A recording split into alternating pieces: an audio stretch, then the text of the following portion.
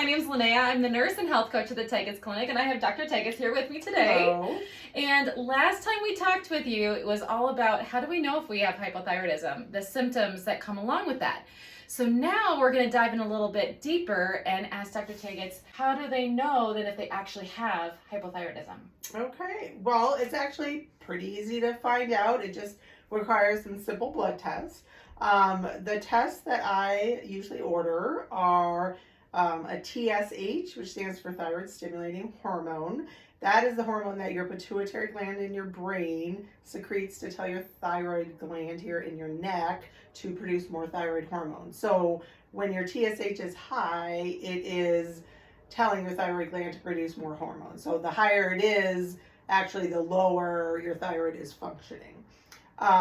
Free T4, I also check. That's a hormone that the thyroid gland makes, but what is really important is actually your free T3 and your total T3. T4 is what your thyroid gland makes, but then that has to go to the cells of your body where it is converted to the active T3. So T4 doesn't actually do anything.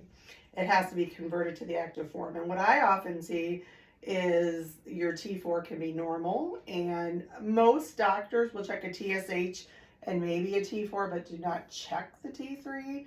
And so if the T3 is not checked, you won't even know that you have the lower active hormone. The reverse T3 is really important. What that is it's a hormone that acts as a brake on the thyroid. So when that is high, that will negate the effects of your thyroid hormone. So the most common cause of low thyroid is actually something called hashimotos or autoimmune thyroiditis.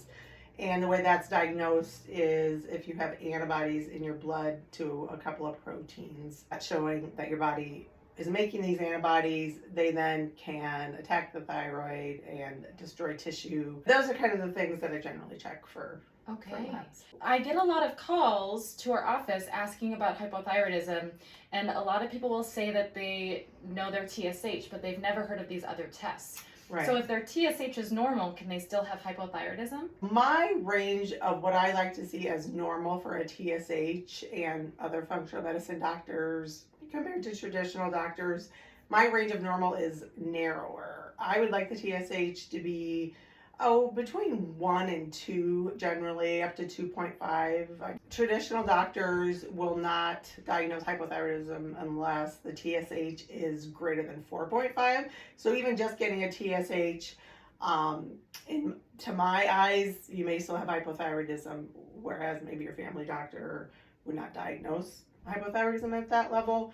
The other thing is, yes, your TSH can be normal, but your T3 and T4 could still be low, so that's why it's important. If you don't check it, you don't know if your T3 is low. And I see that all the time where TSH is normal and free T4 is normal, but the free T3 and the total T3 can be low. Okay, so these extra lab tests are really important. They really are. I mean, I see it every day. Okay, well, stay tuned for some more information about hypothyroidism.